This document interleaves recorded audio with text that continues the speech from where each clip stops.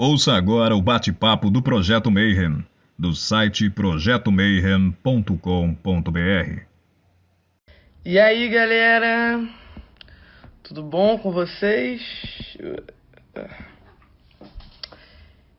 E aí, meu povo? Como é que vocês estão? Tudo suave? Já tô até aqui preparando meu cigarro, porque hoje o assunto vai ser Exu, Pombagira, enfim, 1 milhão de polêmicas aí pra gente conversar. A gente vai bater um papo hoje com Tata Nganga Quiloane Baie, né? Um Tata super conhecido aqui de São Paulo. E hoje eu vou estar entrevistando ele com o Marcelo Deldébio, né, do Projeto Mayhem. Então, aquela parceria de sempre. Oi, Belpupo! Laroie! Salve, salve, galera! Vou chamar aqui os nossos convidados. Só um minutinho aqui, vamos lá.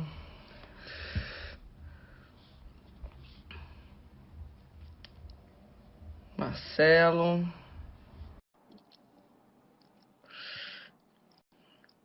E aí, galera, todo mundo animado aqui? Oiê, boa noite. Logo, logo, Tata Bahia aqui falando com a gente. Marcelo falou que já tá entrando, hein, gente? E aí, Edu? Gente, pra quem não sabe, o Eduardo Regis, um grande irmão meu de santo, o Gandhi Voodoo, e tá agora ministrando pelo Espelho de Circe, um curso de voodoo haitiano, né? Falando um pouco sobre prática, sobre teoria do voodoo haitiano. Então, para quem ainda não conhece, vale a pena conhecer o trabalho dele. Ele tem alguns artigos na Otoá LCN, né? Para você que gosta de voodoo gnóstico também, é uma parada super bacana, assim, começar a conhecer o voodoo. Os loais são incríveis. Boa noite, Sabrina, tudo bom? Ok.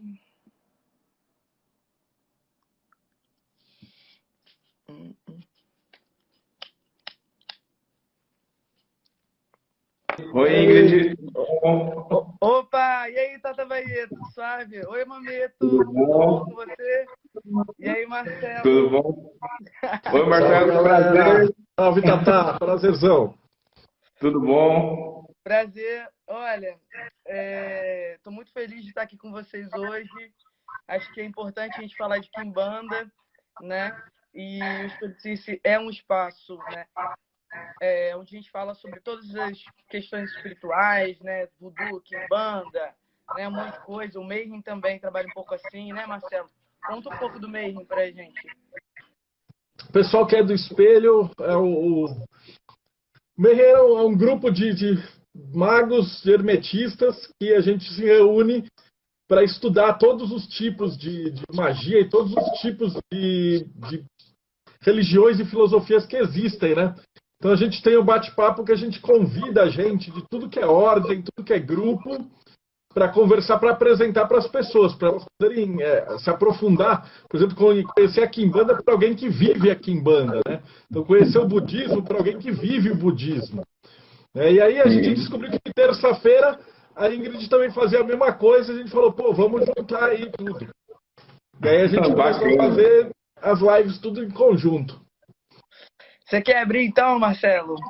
Vamos lá então, Cis. Cadê a bruxa? Não, hoje só nós quatro aqui. A Mameto, o Tata, eu e você aqui, juntinho. Ah, beleza. Então é nós. Pode começar. Bom dia para quem é de bom dia, boa noite para quem é da boa noite. Sejam muito bem-vindos a um bate-papo em conjunto, espelho, entrevista, bate-papo Mayhem. E hoje, convidado muito especial, Ingrid. Eu não conheço teu trabalho, Tata. Por isso a Ingrid me avisou e falou: pá, o cara é master e tal. Mas eu não estou por dentro da Quimbanda, só que a Ingrid tá. A Ingrid, para quem não conhece, ela é evangélica e ela fica investigando a galera da Quimbanda para ver quem é de Satã, quem é de Jesus, para fazer denúncia, umas coisas assim, né? Então a Ingrid conhece melhor todo mundo. Bem-vindo, Tata Bahia. Bem-vindo, Mamito. Acho que a gente podia começar assim, então. Conta um pouco de como começou a história de vocês dentro da Quimbanda, né? Como é que rolou tudo isso, assim, né? Como é que vocês tiveram contato com o Exu Pombagira, primeiramente? Conta aí pra gente um pouquinho, que a gente tá super curioso para saber. Bom, história de Exu e Pombagira. A nossa história começa com Exu e Pombagira, né? Na verdade, assim, desde pequeno, minha mãe me levou para um terreiro, um barracão de candomblé, para a gente ir lá. E era o candomblé que incorporava os catiços e tudo mais, né? E eu ia lá tomar um passe, mas nunca senti nenhum arrepio, para falar a verdade, quando era criança, né? E a partir dali que começaram a surgir o assunto, né? Ah, o seu filho é médium, falava para minha mãe, né? O seu filho é médium e não sei o que lá. Eu falo assim, não, acho que não, né? Porque eu nem nada, né? E depois minha tia também, eu tive algumas aulinhas sobre espiritismo com a minha tia. Isso daí foi até uns 9, 10 anos de idade. Depois disso eu começo a minha fase de aborrecente, né? E me rebelo e fico aí até os 20, quantos anos? 23 anos até eu conhecer a Mameto. 21 anos, é. Até os 21 anos que eu conheço a Mameto. E aí ela também, a mãe dela veio do candomblé, veio iniciada do candomblé, passou pela Quimbanda. Desde pequena só estudou autodidata, né? Ela pegava os livros escondidos da mãe, né? E lia o livro de São Cipriano, acho que foi o primeiro livro que ela leu aos 6 anos de idade. E começa assim a nossa jornada espiritual. Até que a gente se encontra um dia numa balada, conheço ela e a gente começa a namorar, certo? Era para contar a parte da balada. Aí a gente começa a namorar, depois de um ano, mais ou menos, ela engravida da minha primeira filha, e a gente casa e vai para o Japão. Só que nesse trânsito, quando a gente estava casando, para ir para o Japão, igual assim, existe toda uma burocracia, né? Para um não descendente, no caso da minha esposa, ela não é descendente de japonês, para estar indo para o Japão e tal, a gente precisava estar casado durante um ano aqui no Brasil para provar e tal. Mesmo a gente tendo filha, para ela estar indo junto com a gente lá, por causa que as condições não eram tão boas aqui no Brasil na época, para a gente. E estava tudo muito difícil, até que um dia ela começa a ouvir um espírito e começa a dar as orientações para a gente. E esse espírito começa a falar, ó, faz isso, porque senão não sai o visto de vocês. Faz aquilo, porque senão não vai sair o visto de vocês. E a gente fica falando, né? Eu sempre fui aquele cara que nunca sentiu nada, mas acreditava por causa da minha infância junto aos terreiros, né? E a gente fazia tudo certinho, ó. O Espírito falava assim, entrega tal garrafa de vinho numa praça, né? Eu vou estar lá para receber isso, não sei o que lá. E a gente não sabia nada, absolutamente nada sobre macumba, sobre Exu, sobre pombagira. O que a gente sabia era as coisas que a gente aprendeu na infância, que eu ia lá no terreiro tomar um passe da entidade. Eu não sabia nem o que era Exu e pombagira. A gente começou a fazer, putz, saiu o visto. E a gente foi para lá para o Japão. Que massa. Né? Saindo esse visto, depois acho que de uns 3 meses a gente vai para o Japão e lá começa a história toda. Eu acho que a pressão espiritual lá no Japão é muito mais forte do que aqui no Brasil. O Marcelo, que ele é magista, não sei, ele pode explicar melhor isso do que eu, né? Mas eu sinto isso, acho que por conta da questão da guerra, por conta da questão histórica ali, você sente realmente uma pressão espiritual mais densa. Né? Talvez até mesmo da sua ancestralidade, né? Pode ser. Dos seus antepassados, né? Pode ser uma boa. Sim, também, pode né? ser, mas o problema é que não se manifestou em mim, né? Se manifestou nela.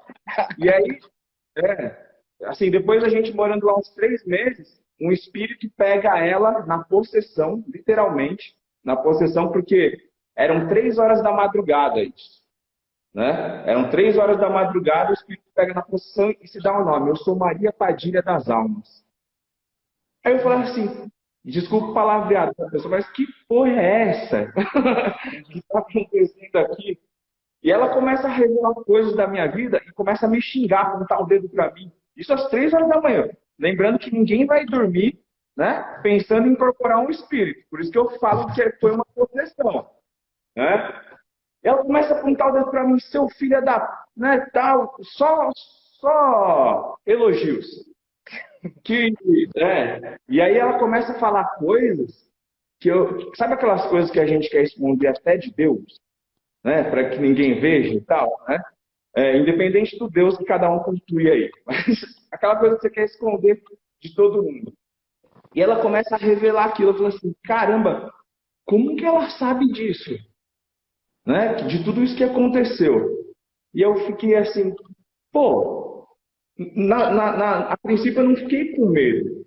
Mas eu falei assim, pô, quero aprender a fazer isso. Quero aprender a fazer isso. A partir dali, comecei a devorar livros. Li assim, um livro a cada 2, 3 dias, para entender o que estava acontecendo. Porque ali, no momento da possessão, ela começando a falar das minhas coisas, às 3 horas da manhã, eu ligo para minha mãe e minha irmã, que moravam num apartamento do lado, e falo para elas assim, mãe, está acontecendo alguma coisa aqui com a Vanessa, né? E eu não sei o que fazer. Quando a minha mãe chega, a minha irmã, às 3 horas, 3h30 da madrugada lá em casa, o espírito começa a falar as coisas delas.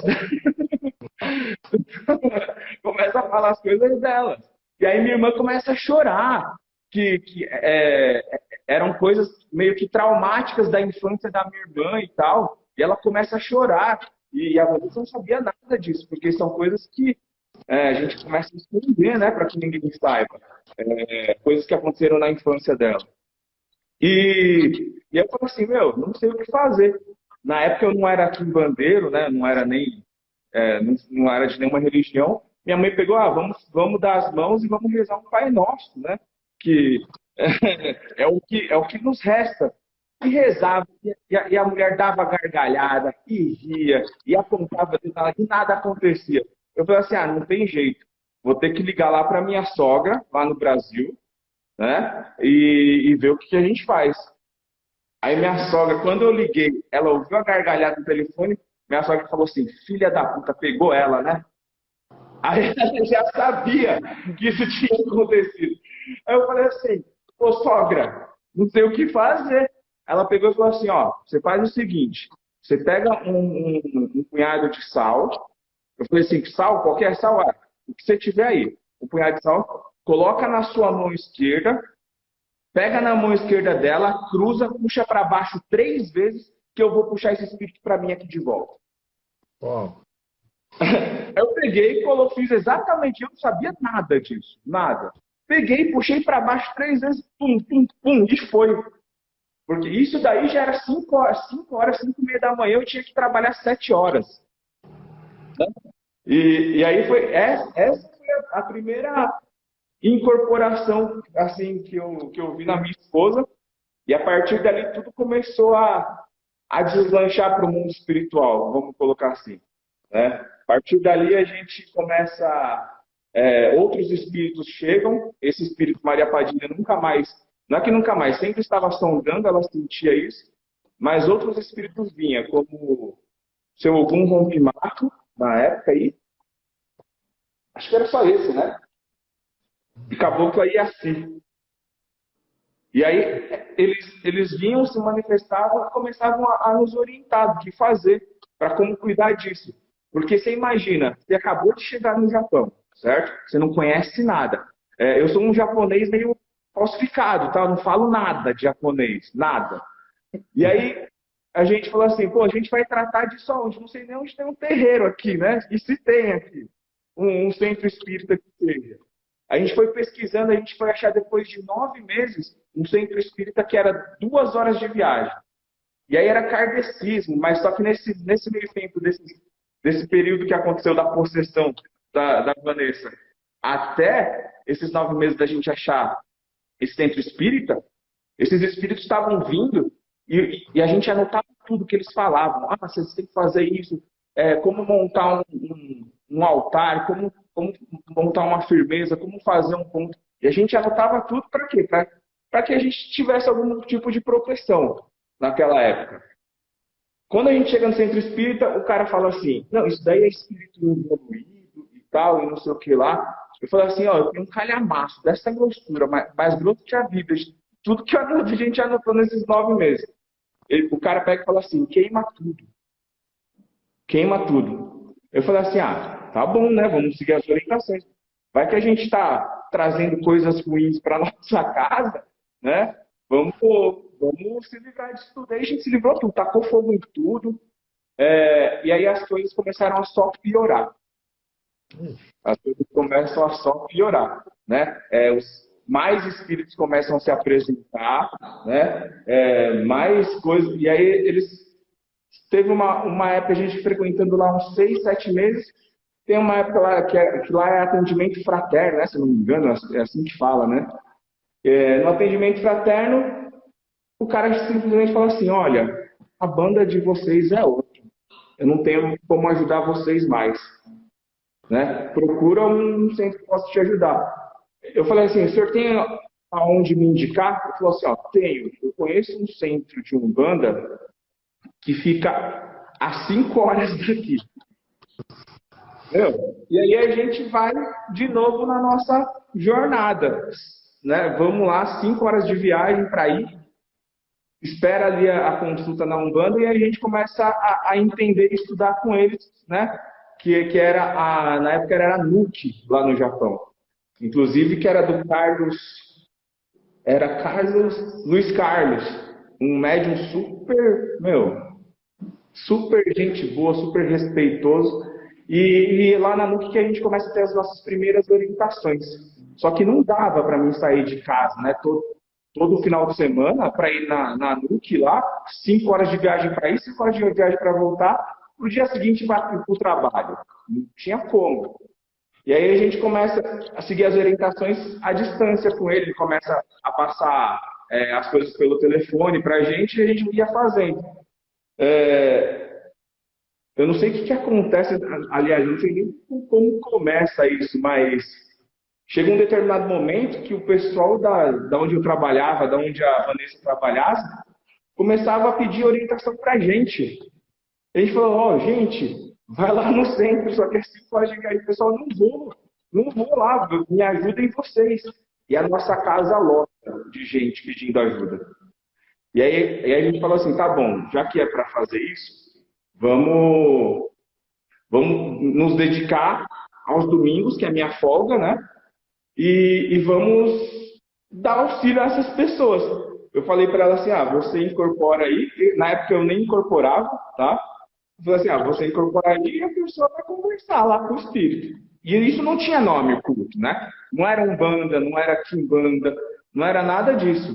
Era um casal que a esposa incorporava o espírito e começava a atender as pessoas. Eu acho que depois de 2 meses a gente fazendo isso, o pessoal de outras cidades começam a fretar ônibus para vir atrás da gente. Nossa, sério. que doideira. É muito doido, né? Tipo, escutar uma história dessa, que eu fico pensando assim, a macumba em geral, como ela se manifesta, né? Seja quimbanda, umbanda e tal, ela é algo muito orgânico, né? Ela acontece, né? Quando você recebe o chamado, ela acontece. E é por isso que eu acho que em cada lugar ela começa diferente, né? Ela tem uma identidade própria, né? É muito singular a caminhada de cada um, né? Muito foda escutar Sim. isso. Muito foda. Deixa eu perguntar um negócio. Quando vocês estavam lá nesse período, vocês tiveram contato com espíritos do local, japoneses? Teve um contato entre a Pombagira, da tua esposa, e os espíritos do local? Como é que foi essa interação com a galera que morava lá, que ocupava esse espaço espiritual, e vocês que estavam vindo de um outro país e tal, e montando um terreiro? Como foi isso? Então, sim, tinha sim. Depois de uns 6 meses a gente atendendo o povo lá, né? veio uma mestra, que a gente chama ela de mestra, ao qual ela pede para que não se revele o nome dela, e começa a falar em japonês. E a minha esposa também. Se eu não sei falar japonês, ela é menos ainda. Né? Menos ainda. E ela começa a falar numa língua que os japoneses não entendem. Aí tinha um senhorzinho, né, o seu Haruki-san, ele até faleceu faz muito tempo, mas ele ajudou muito a gente. Ele pegou e falou assim, olha, ela tá falando um japonês arcaico. Ela tá falando um japonês arcaico, é por isso que as pessoas não estão entendendo. Eu falei assim, o senhor entende? Ele falou assim, eu não entendo também, mas eu sei quem pode ajudar. Algumas coisas eu sei que eu conheço uma pessoa, né, que estuda línguas e tal, e que pode ajudar a gente. E aí ele chamou essa pessoa para nos ajudar a traduzir o que aquela senhora queria. Né? E aí ela começa a falar, contar a história ela começa a contar a história de magistas que já tinham se ido. Né? Eu lembro que ela citava... Eu não lembro o nome dos magistas, tá? Porque não era a minha praia. Mas ela falava nome de pessoas que já tinham ido, papos, uma série de coisas que era para a gente estudar. A partir daí começa a se aproximar de mim o senhor Tranca-Ruas, e Maria Padilha começa a se aproximar mais dela. Né? Até então a gente não trabalhava com entidades para dar atendimento com Exu e Pombagira. Era reservado assim só para mim, para ela e para um grupo seleto. Porque eles falaram que não era para abrir isso para ninguém. Junto com a ajuda desse senhor, né, do seu Haruki-san, que vinha para traduzir. E a partir dali a gente começa a fazer as coisas de Exu e Pombagira lá no Japão. Né? Isso daí perdurou o tempo que a gente ficou lá. Eu fiquei lá no Japão, da última vez que a gente ficou, foram 7 anos que a gente ficou lá direto. Então, isso daí, o terreiro, né, o centro, não sei nem se eu posso chamar de centro que a gente tinha, mas o centro que a gente tinha lá, a gente ficou com ele uns 5 anos tocando ali. Nesses 5 anos, eu comecei a me aprofundar nos estudos de Kimbanda por conta de Exu e Pombagira. Né? Isso por tudo que eles pediam. E lá no Japão tudo é muito dificultoso, né? Porque a gente morava num sobrado e o Exu, o Tranca-Rua falava assim, ó, vai em tal encruzilhada, faz esse sigilo aqui, acende uma vela, coloca isso daqui lá no meio e tal. Eu falei assim, eu vou ir preso aqui.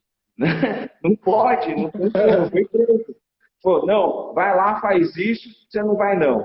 Tá bom, aí ia lá, fazia, a Padilha vinha na momento, falava, ó, aqui no chão de vocês está sem proteção, cava um buraco, coloca 7 tipos de metais, coloca no seu, outras coisas aí que a gente não pode falar,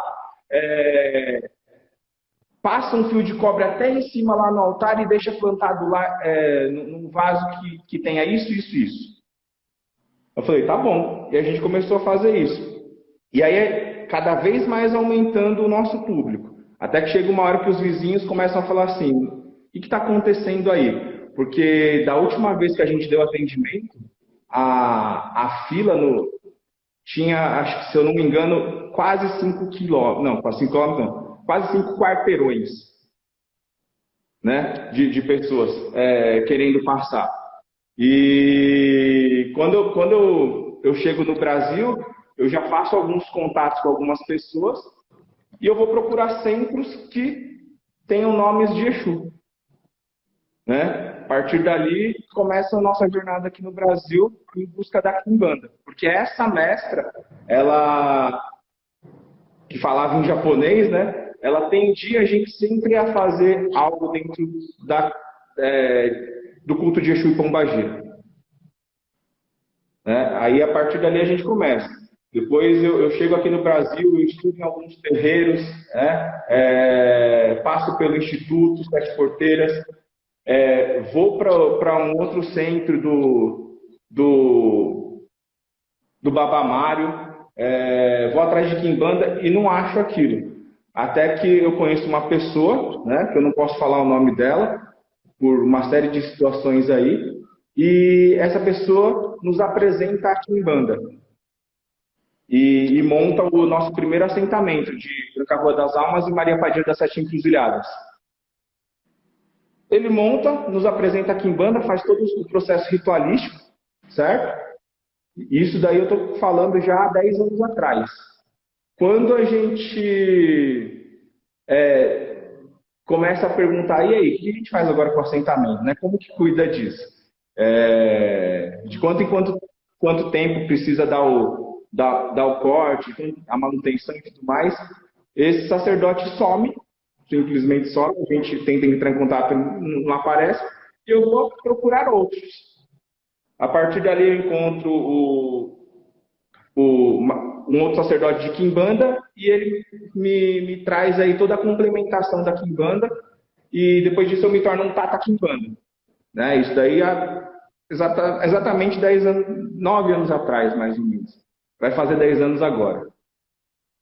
Depois de um tempo a gente abre o templo de Quimbanda Matsura, né? E eu vou me especializando, e a gente vai seguindo as orientações dos espíritos, né?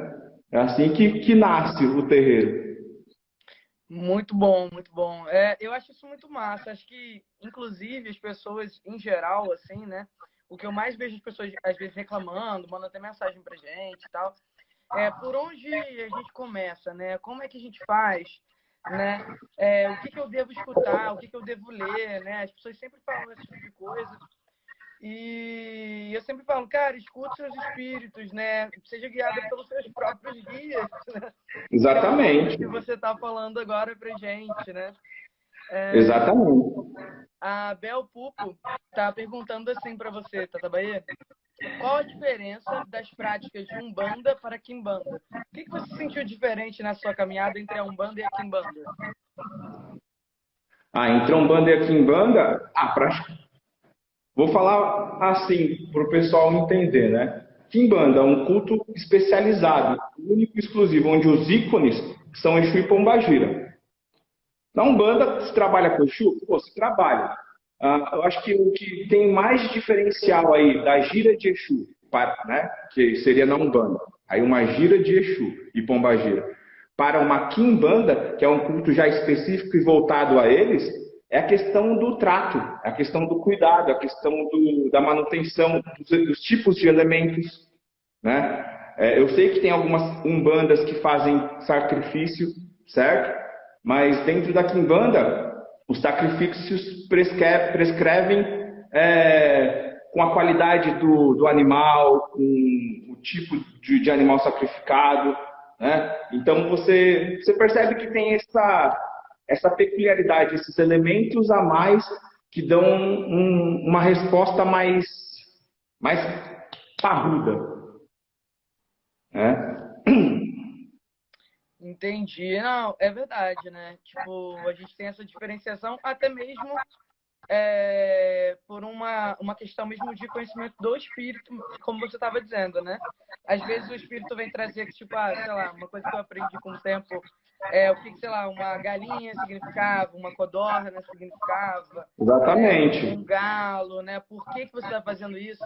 Você acha, então, que, de certa forma, a Quimbanda, ela traz esse olhar mágico diferente da percepção do que acontece à sua volta e do que você precisa fazer com conhecimento?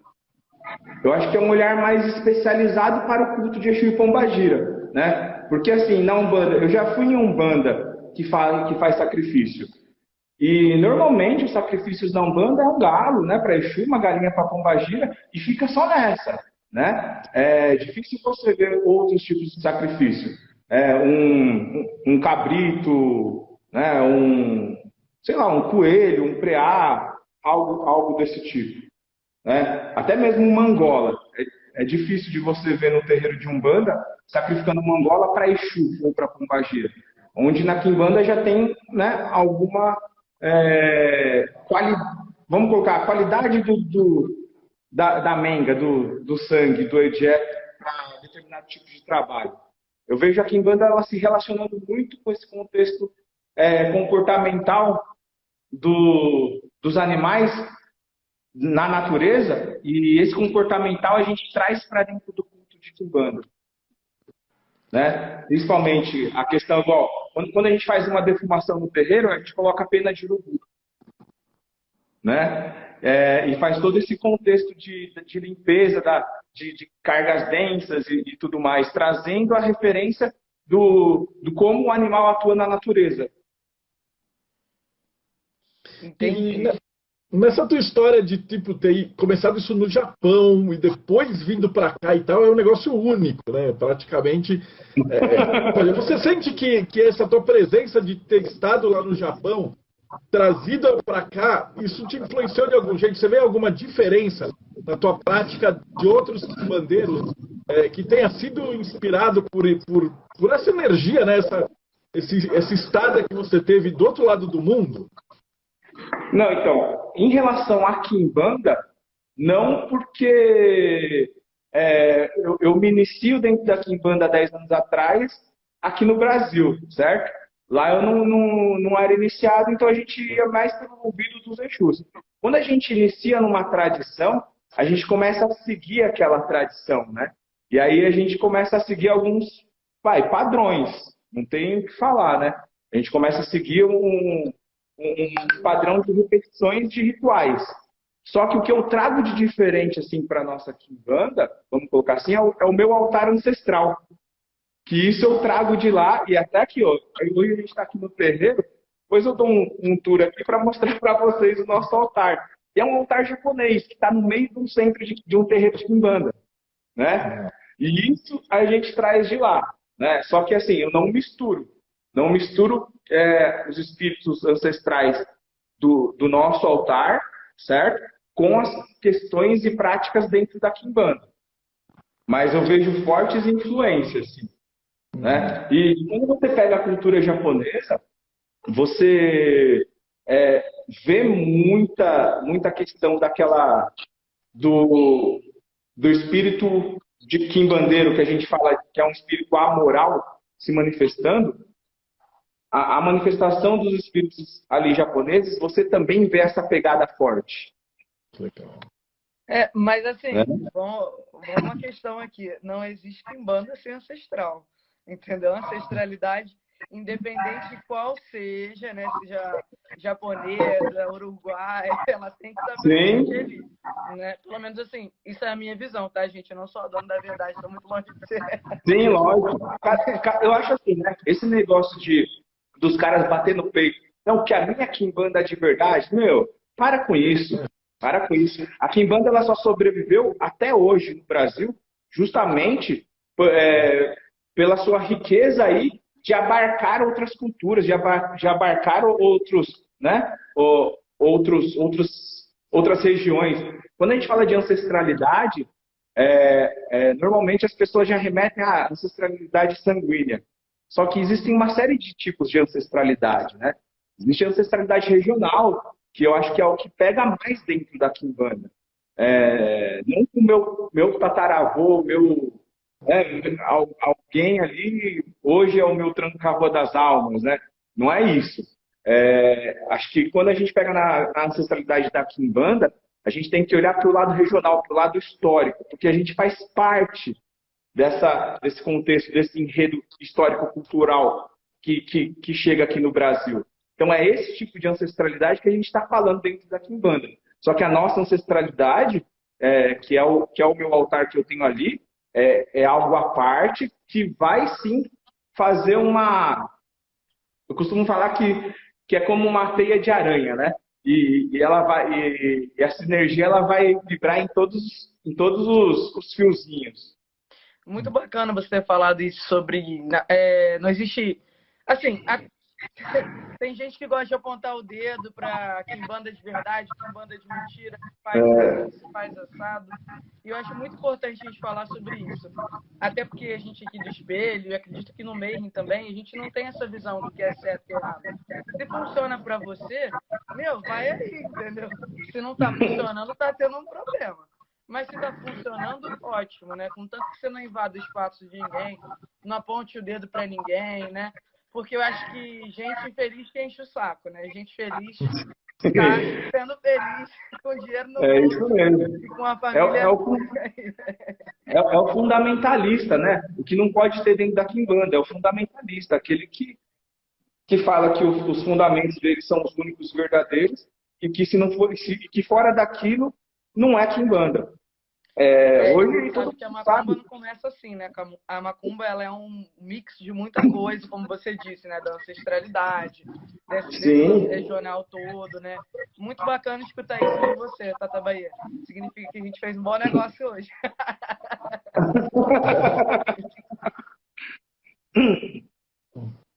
E aí, Marcelo? Não, eu falo para ele que a minha razão de eu estar perguntando isso daí é porque eu sou apaixonado por isso. Eu conheci a espiritualidade lá na Inglaterra. E lá os malucos incorporavam, e aí você tinha o equivalente de um Exu inglês.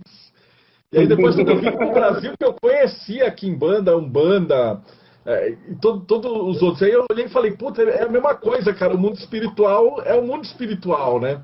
Exatamente. E existem os caras de lá e daqui. Então por isso que eu estou focando nessas perguntas. Assim, a minha curiosidade mesmo é minha. De Legal. entender como é que esses dois mundos conversam, porque você é um cara único. Entendeu? Tem um motivo, a gente não acredita aqui em coincidência, né? Então, claramente, tem um motivo para você ir para o outro lado do mundo, para encontrar essa senhora que falava japonês arcaico e ela te passar um monte de coisa, e depois você voltar para cá com essa bagagem, né? É isso mesmo, é isso mesmo. Então não tem como, né? Essa questão dos os donos da verdade, os donos disso ou daquilo, eu também derrubo por terra isso daí. A gente que viveu na pele isso sabe como foi, né? Como se procedeu. Então, não tem muito. Fundamentalismo, quando a pessoa chega para mim com um papo de fundamentalismo e tudo mais, eu já me afasto um pouco, já deixo de lado, porque não é assim que a banda toca.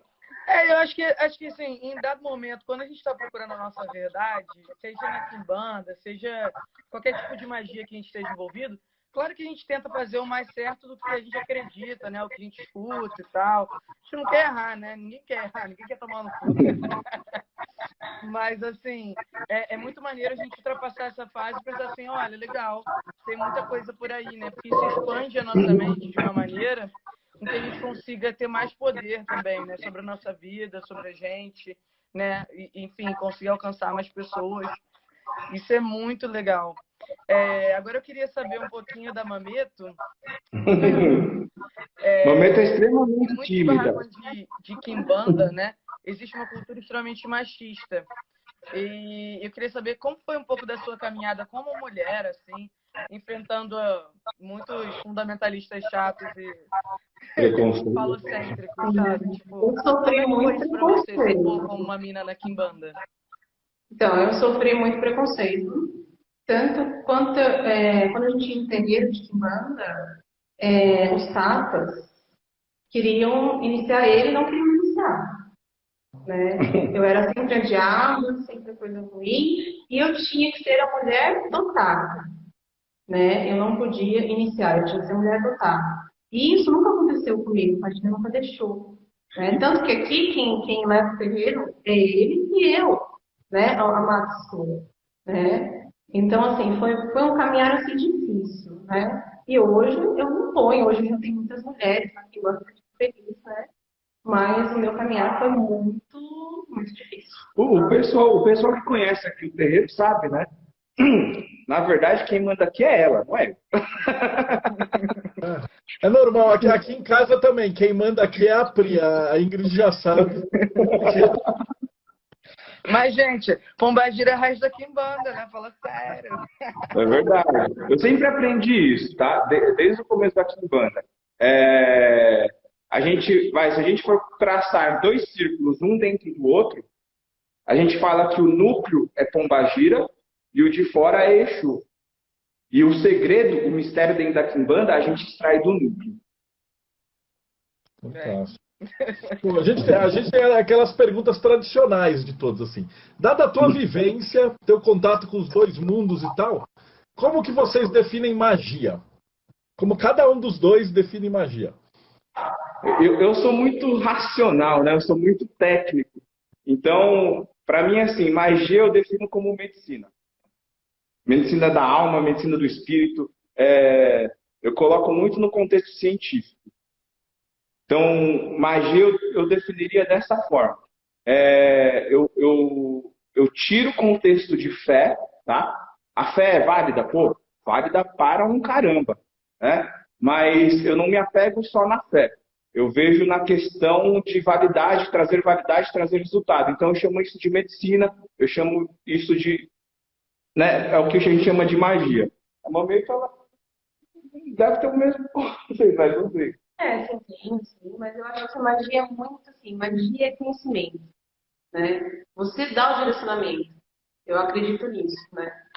Então, magia é mais conhecimento. É nisso que eu acredito. Olha que massa. Então, Fundamental. Eu acho muito legal porque o Marcelo ele sempre faz essas perguntas, o que é magia, né, para as pessoas. E eu acho que quanto mais a gente vai perguntando, mais a gente vai ampliando a nossa vista mesmo, né? sim, com Cada certeza. pessoa é uma coisa diferente.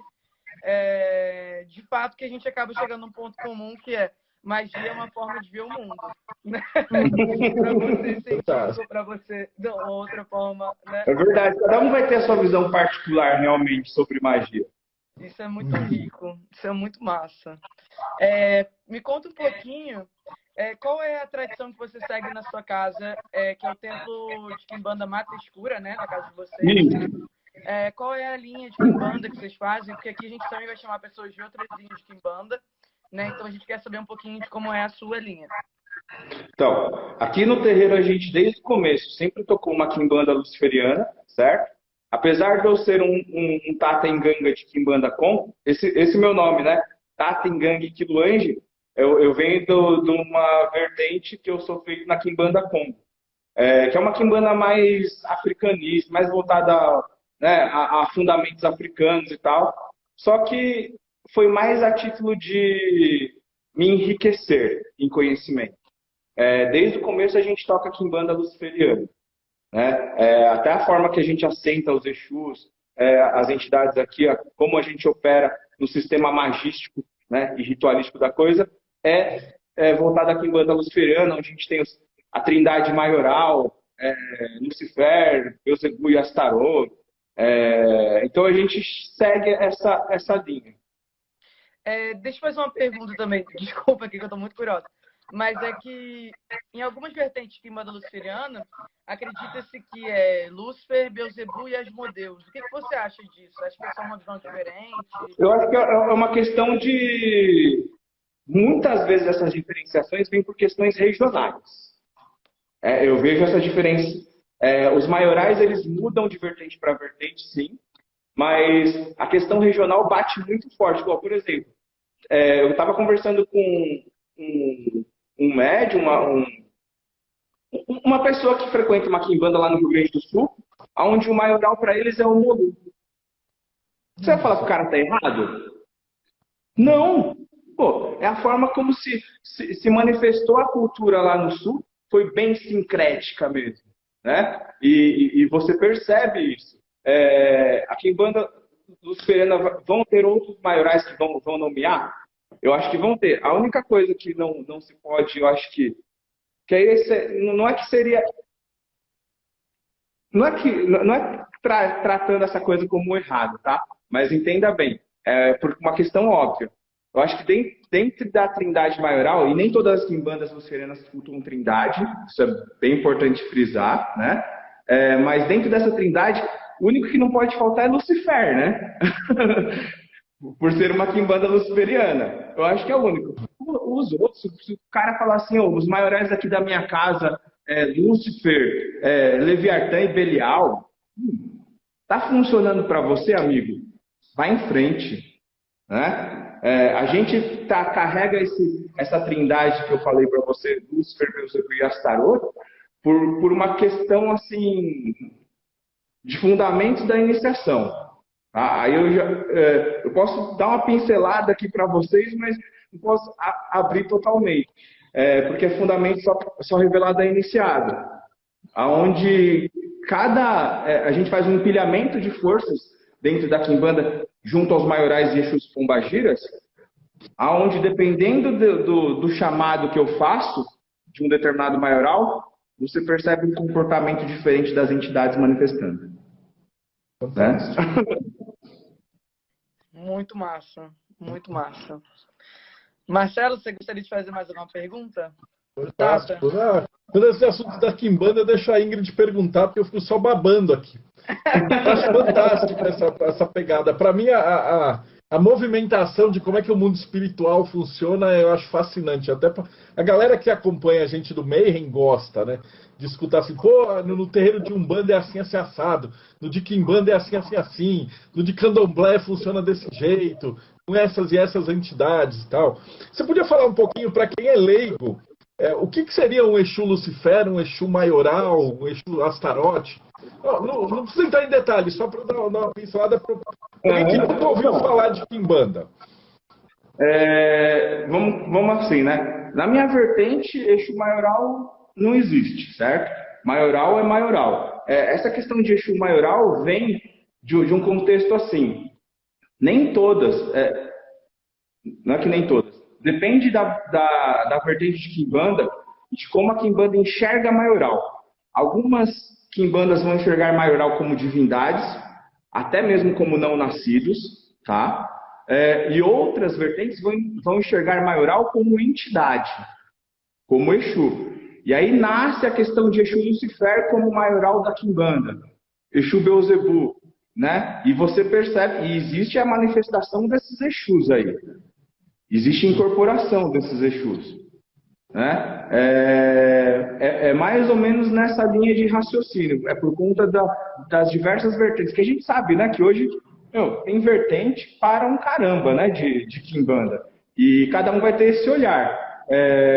Uns vão enxergar maioral como divindades, outros vão enxergar como entidades que são representantes dessas forças.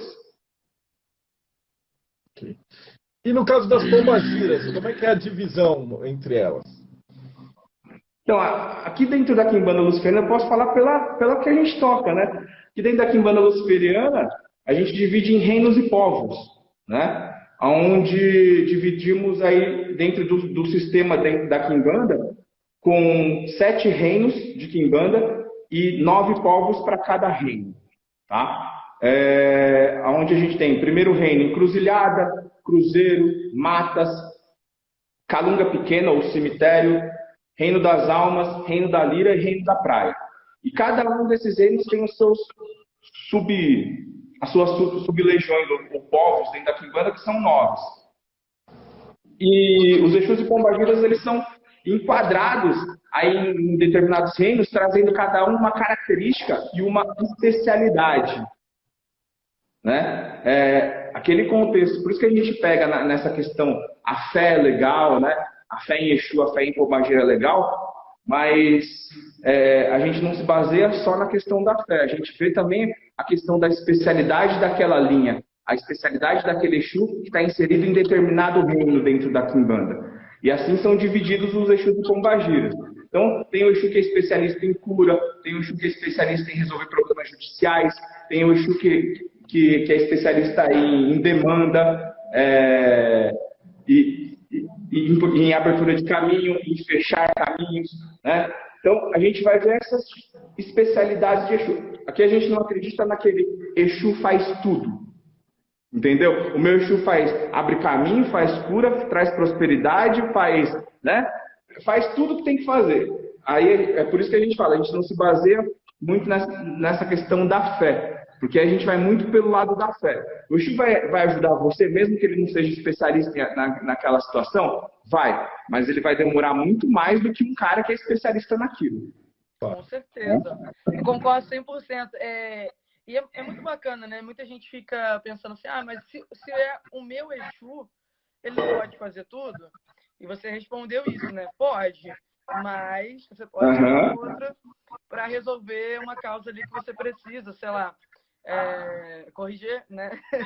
Mas, tipo, se for um lance de grana e tal, um tranca-rua, como você falou, né? Se for um lance de encanto, de repente uma padilha, né? enfim, determinadas formas diferentes. É muito legal. Você acredita que, então, na Quimbanda, os Exus e as Pombagiras, eles são, tipo, amigos? Amigos, eu acho, não acho que eles são amigos. Eu acho que assim existe um respeito, né, territorial, vamos colocar assim, onde eu falo que a lei funciona de verdade no mundo espiritual, não é igual a nossa, né? Então, a partir do momento que um Exu invade o território do outro, dá choque, dá confusão. Isso a gente vê na prática, aqui no terreiro mesmo. Porque é onde a gente mais aprende o que é Quimbanda. Onde a gente mais aprende é pé no chão no terreiro e observar aquilo. Né? Você percebe que quando tem um trabalho voltado a uma entidade aqui, o outro que se manifesta lá, ele a todo momento, azuelando, cantando ponto e tal, ele tenta derrubar, né, a barreira, vamos colocar assim, territorial que foi imposta ali naquele trabalho, porque está tentando conquistar o seu espaço. Né? E isso, eu acho que isso é o legal dentro da Quimbanda. É isso que traz essa dinâmica, essa questão do diversificado. Entendi. Massa demais. Tem uma galera meio perdida aqui. Não é culpa nossa, vocês chegaram atrasados, hein? Chegar mais cedo. Mas apontaram uma questão bem interessante e meio óbvia que a gente esqueceu de perguntar. Tata Bahia, o que é Quimbanda? Quimbanda para mim é aquilo, né? É aquilo que eu falei anteriormente. Quimbanda é o culto voltado única e exclusivamente a Exu, né? Aqui no Brasil. Quimbanda a palavra Quimbanda com K, né?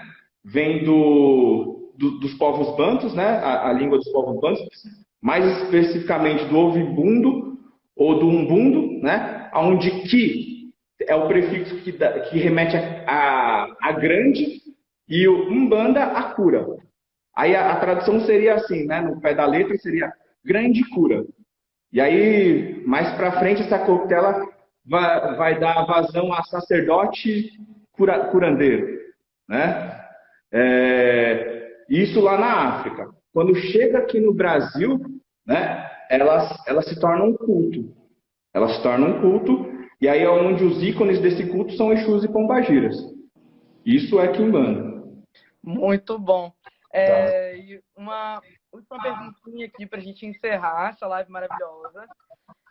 Teve que o Léo Santana está perguntando se você tem algum livro para indicar, algo assim, tipo, independente, sei lá, de ser um Tata amigo seu ou não, uma Marieta amiga sua, ou se você tem um próprio livro, não sei. É difícil mas, assim, de indicar. Se você tem algum livro, assim, mesmo que seja histórico, assim, olha, eu acho que esse livro é legal para você começar a estudar Quimbanda, algo assim. Sim.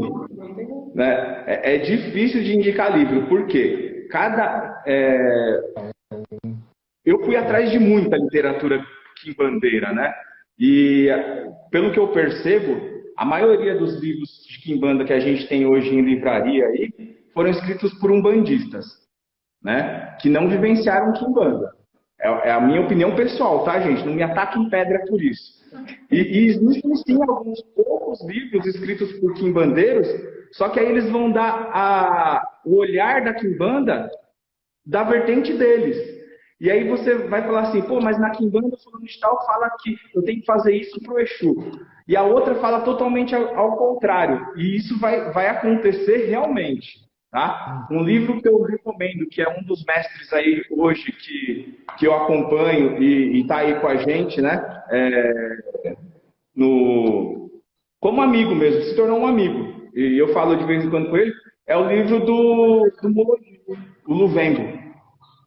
O livro Luvembo do Muologia é um livro, que ele fala ali das culturas bantus e tal. Ele tem um outro livro também que chama Kivonda, que é um livro que fala mais a respeito da Quimbanda Malay, né? E ele fala, né? E é legal que ele fala assim, chefia, chefia, tem muita gente que fala que é malê, mas não é malê, não.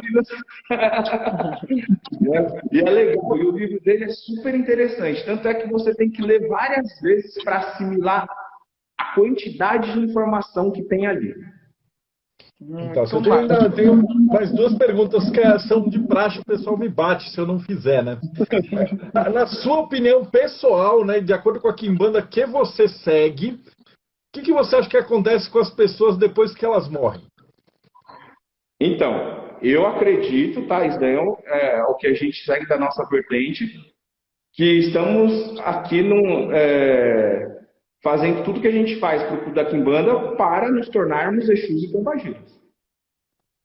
Né? Estamos nos aperfeiçoando ali e a gente tem aquela visão onde estamos inseridos no mundo escravo, onde o sistema reencarnatório é um sistema escravo, que para a gente não faz sentido você renascer, reencarnar nesse mundo esquecendo de vidas passadas. Não existe evolução nisso para a gente.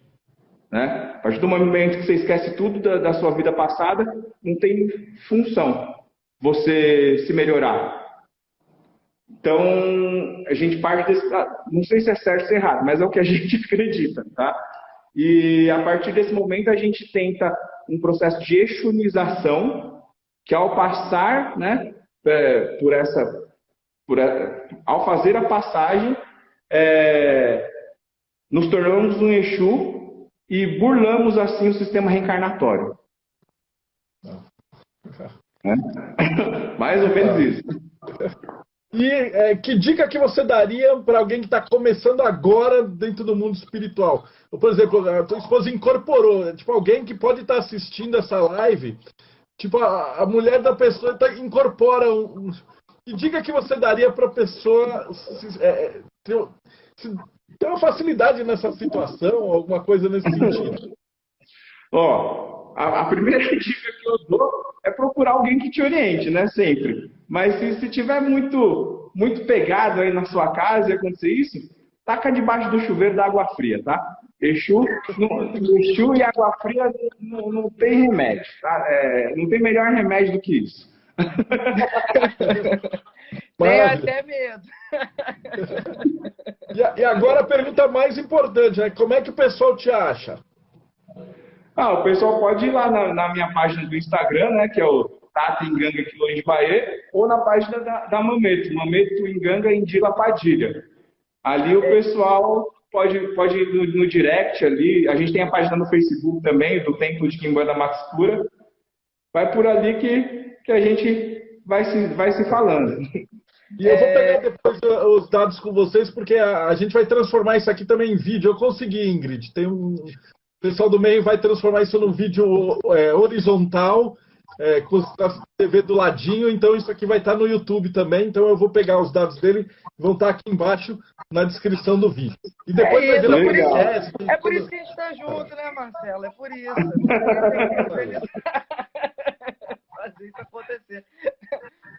Eu ia encerrar aqui, mas teve uma última pergunta, e aí eu não posso deixar de fazer isso, porque eu acredito que você vai gostar de responder isso, Tata. É possível uma pessoa cuidar e cultuar de Exu e Pombagira sem ser iniciado na Quimbanda? Tipo, só cultuar porque gosta, tem simpatia por esses espíritos? Eu acho que assim, você precisa de um orientador, né? Para estar colocando essas questões em prática. Por quê? Possível, totalmente possível, tá? Só que assim, você vai ter que sempre agir com bom senso. Por exemplo, só corta para Quimbanda quem tem autorização. Seu Exu vai lá, eu tô cuidando do meu Exu aqui em casa, ele pediu um sacrifício para mim. O que eu faço? Não pode, né? Não tem autorização para isso dentro do culto. Então não é Quimbanda. Você cuida de um espírito aí por sua conta. E dependendo do que você fizer com aquela menga, né? Com aquele ejé, que é o sangue, né, do animal, pode dar ruim. Pode dar ruim de verdade. Né? Então eu sempre aconselho que você escolha um orientador, escolha alguém para te direcionar nesse começo. E a iniciação é exatamente a libertação, né? O pessoal não inicia para ficar dentro do terreiro. O pessoal inicia para cuidar das próprias coisas, para não depender da mão do sacerdote nenhum mais. Essa é a questão do iniciado, que você dá um mergulho dentro do mistério, dentro da quimbanda, e pelo menos aqui na nossa casa, tá? A iniciação aqui você recebe o assentamento do seu eixo de frente, você recebe um oráculo, que é para você se comunicar com as entidades, e você recebe uma faca, que te dá autorização para fazer qualquer tipo de sacrifício dentro da quimbanda. Maravilha. Entendi, muito massa. Obrigado, Tata Quilões de Bahia. Obrigado, Mamito Padilha. Muito feliz de ter vocês hoje aqui. Esse é o primeiro vídeo de uma série que a gente vai falar sobre Quimbanda. Dia 14, né, Marcelo? A gente tem um outro Tato também para entrevistar, muito bacana, né? Mas é segredo, vocês têm que estar aqui dia 14 para ver. E é isso, muito obrigado de coração. É sempre bom ver um olhar diferente dentro da Quimbanda, conhecer um pouco da história de cada um. Isso enriquece, né? Histórias conectam. E muito obrigado, Marcelo, por fazer essa parceria maravilhosa comigo. Fantástico, gente. Obrigadão. Ele mesmo. Obrigado a vocês também. Obrigado, Marcelo. Valeu, Prazer Cura te conhecer. Obrigado, Ingrid. Até mais. Obrigado, pessoal. Valeu, gente. Tchau, tchau.